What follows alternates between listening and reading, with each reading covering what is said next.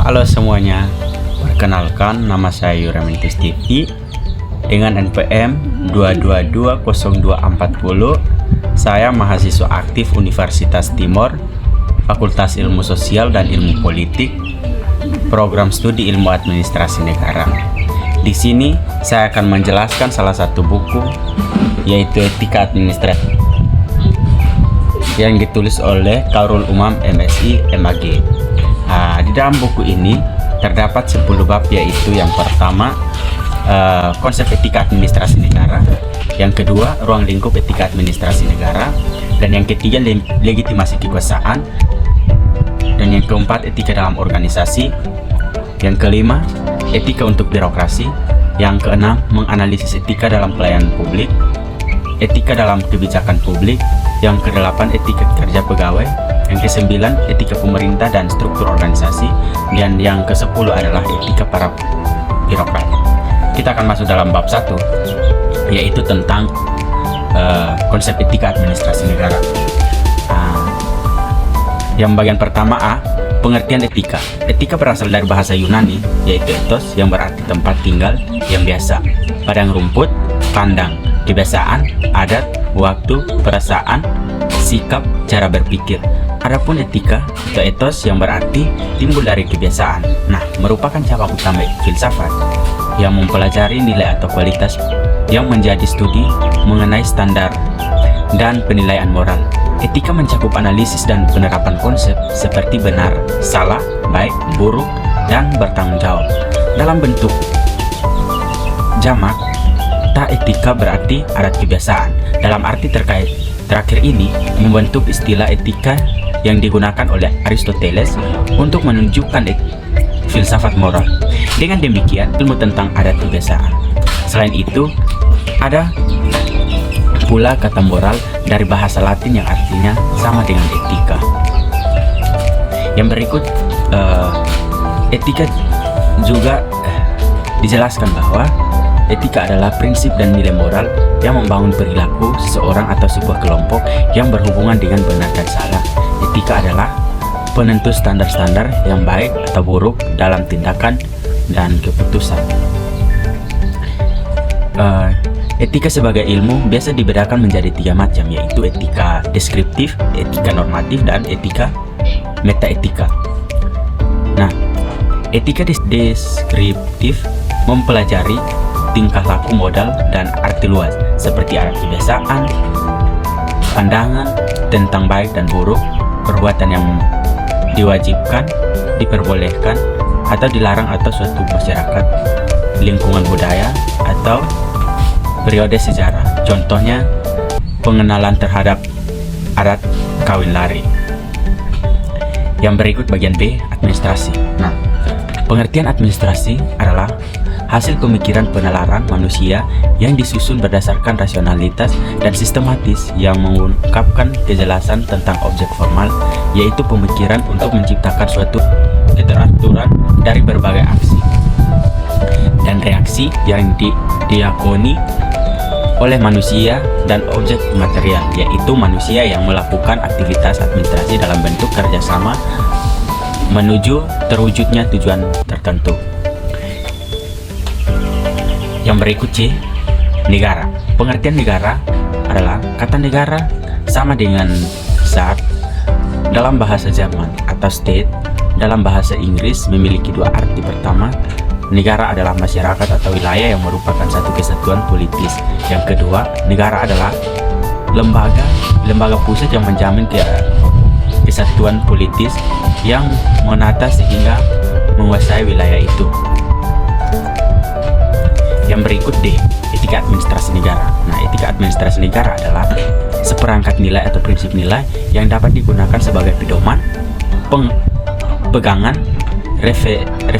referensi, sekaligus standar penilaian baik buruknya sikap, tindakan, dan perilaku administrasi negara atau birokrasi publik dalam menjalankan tugas dan tanggung jawab.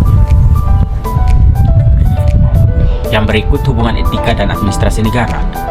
Etika administrasi negara berkaitan dengan etika kehidupan berbangsa. Administrasi publik tidak hanya terbatas pada kumpulan akses yang digunakan untuk memberikan kebijakan, pemerintah atau hanya terbatas pada disiplin ilmu.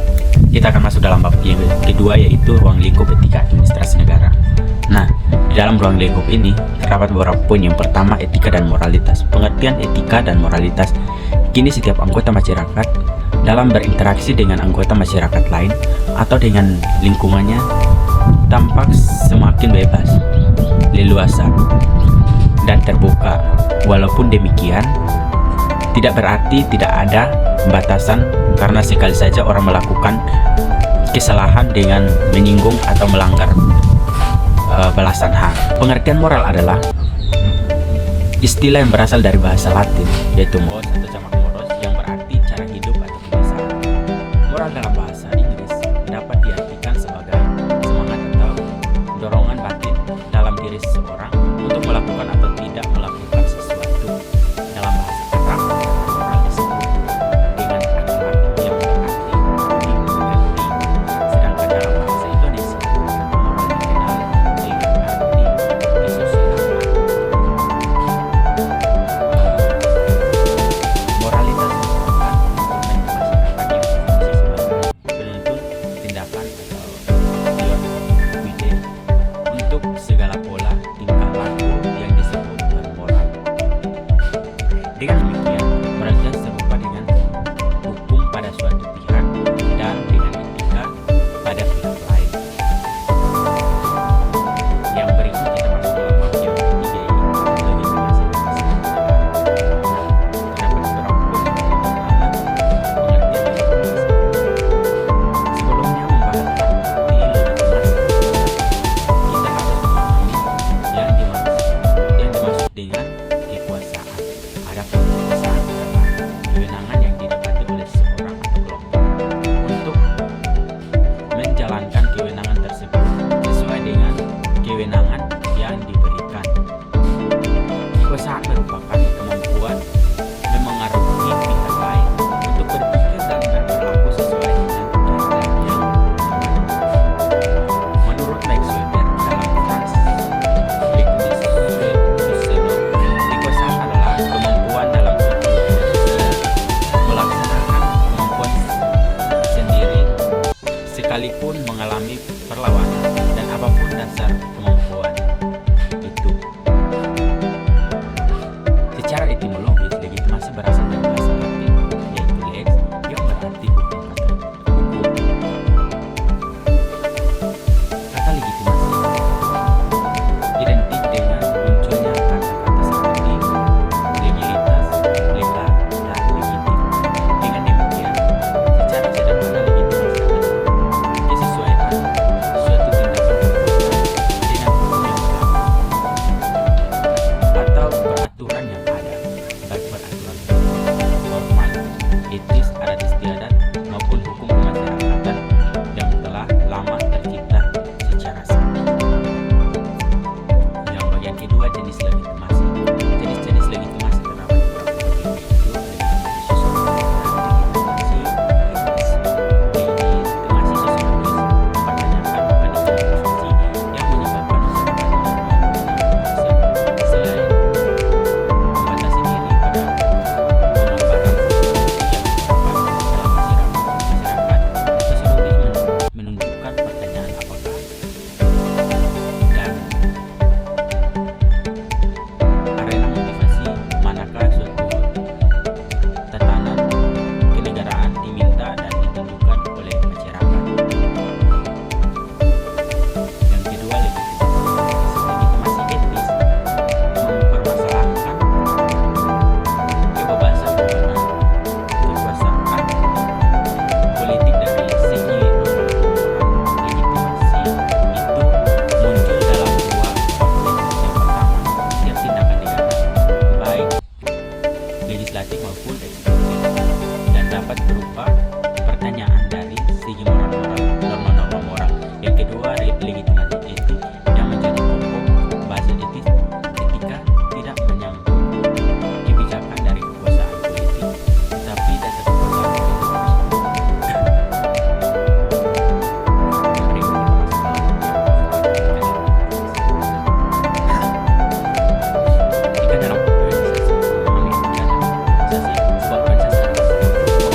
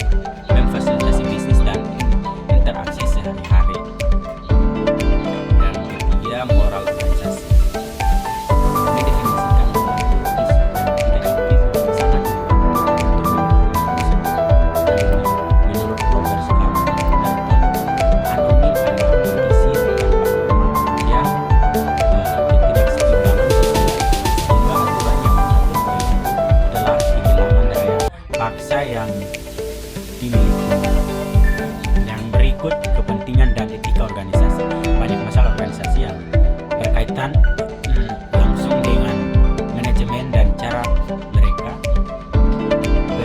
berurusan dengan situasi itu dan mengambil keputusan. Yang berikut karakteristik organisasi. Nilai-nilai etika terungkap dalam aturan-aturan tertentu, baik tertulis maupun tidak tertulis, yang mengatur seseorang harus bersikap dan dalam interaksinya dengan orang lain dan lingkungan masyarakat, termasuk dengan pemerintah. Kita akan masuk dalam bab 5, etika untuk birokrasi. Pengertian birokrasi. Istilah birokrasi muncul sebagai protes terhadap ketidakmampuan dan inefisiensi ekonomi Prancis. Pada tahun 1665, Raja Prancis mengangkat Jenderal Colbert sebagai Menteri Keuangan karena perekonomian Prancis berada dalam kekacauan. Untuk memperbaiki situasi, Colbert dituntut menghukum pejabat korup dan melakukan reorganisasi perdagangan dan birokrasi merupakan sebuah organisasi hierarkis format dengan berbagai tingkatan tugas, tanggung jawab, dan wewenang yang dilegislasikan antar individu, kantor, atau departemen yang diselenggarakan bersama oleh pemerintah pusat. Secara teoritis, birokrasi adalah alat di perusahaan untuk menjalankan keputusan politik. Kita masuk dalam bab 6, menganalisis etika dan pelayanan publik. Pelayanan publik berdasarkan Undang-Undang Nomor 25 Tahun 2009 adalah kegiatan atau rangkaian kegiatan dalam rangka pemenuhan kebutuhan pelayanan sesuai dengan peraturan perundang-undangan bagi setiap warga negara dan penduduk atau barang, jasa dan atau pelayanan administratif yang diselenggarakan oleh penyelenggara pelayanan publik.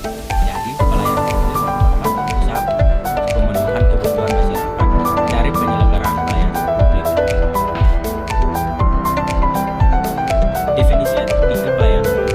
Menurut Den Haag dalam Kebangsaan, etika pelayanan publik diartikan sebagai filsafat dan profesional standar atau kode etik atau moral atau nilai of conduct atau aturan berperilaku yang benar yang harus dipatuhi oleh pemberi pelayanan publik atau administrator publik. Definisi tersebut menekankan etika pelayanan publik sebagai kode etik.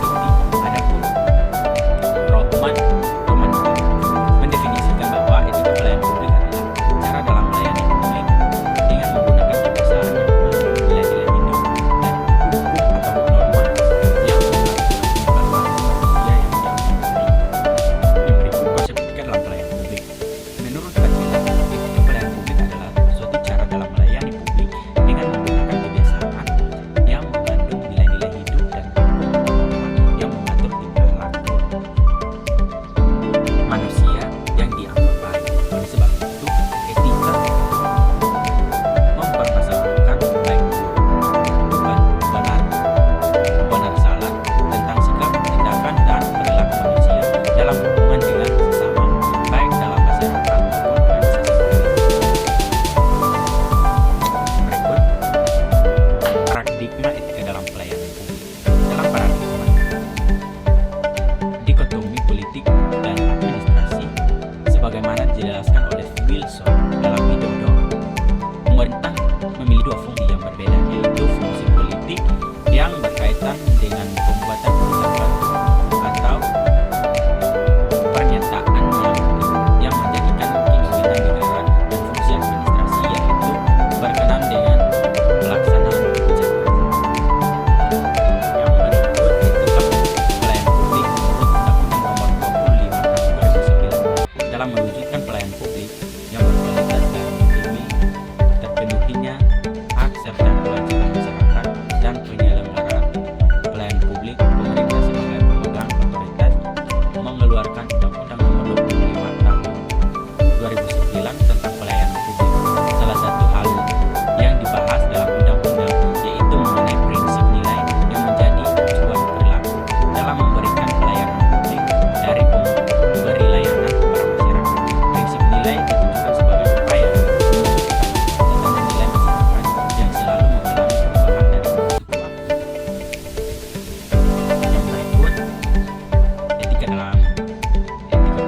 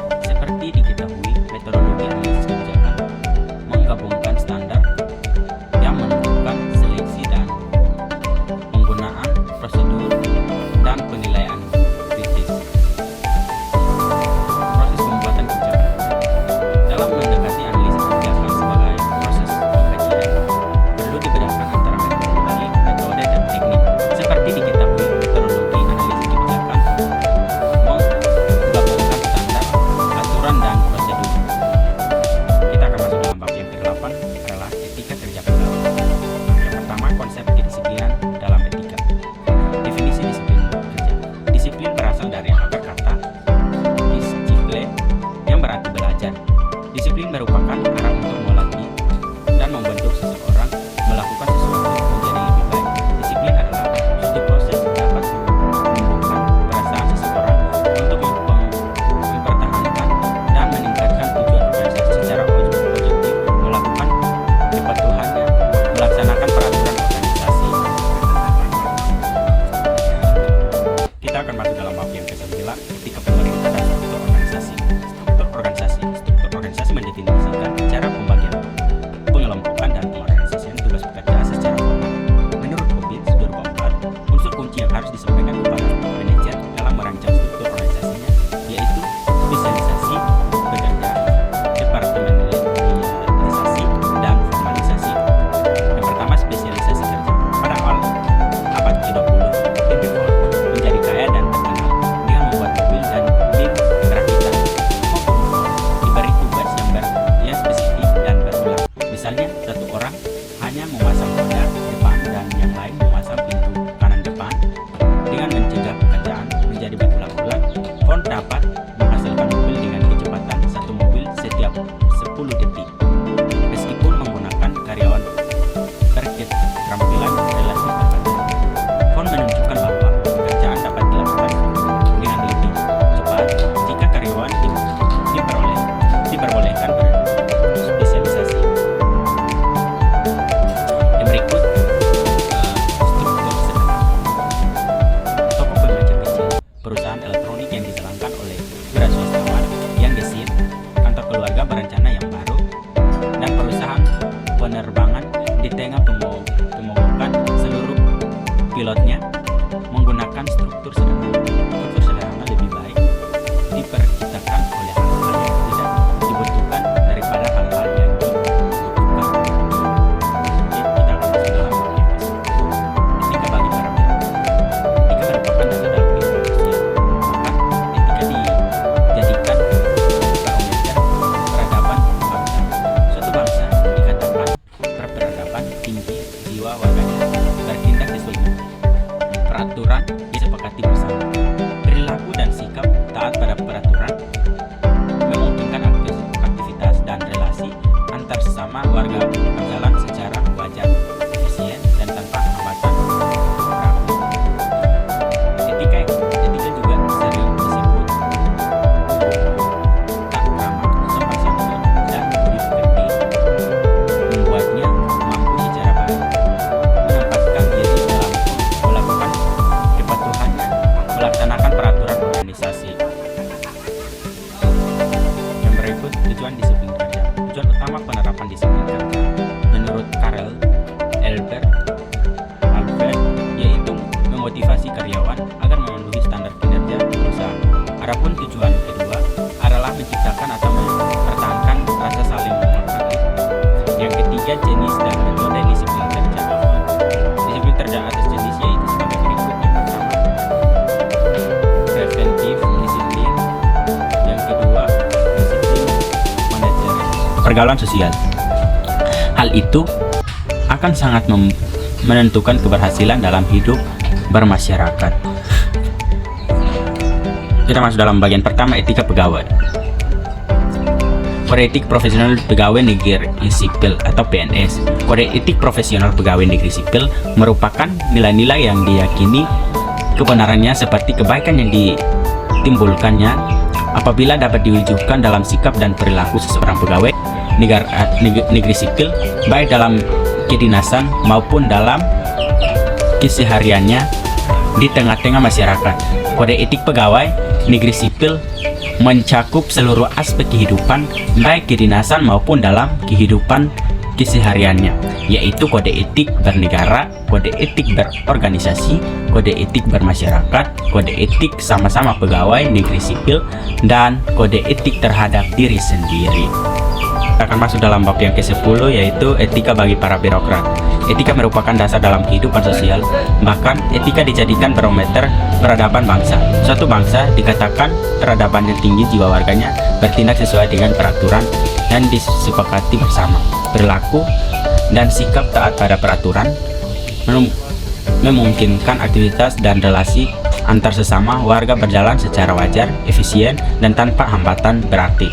Etika juga sering disebut unggu-unggu, kata krama, sopan santun, dan budi pekerti, membuatnya mampu secara baik menempatkan diri dalam pergaulan sosial. Dalam hal itu akan sangat menentukan keberhasilan dalam hidup masyarakat. Berikut etika kepegawaian.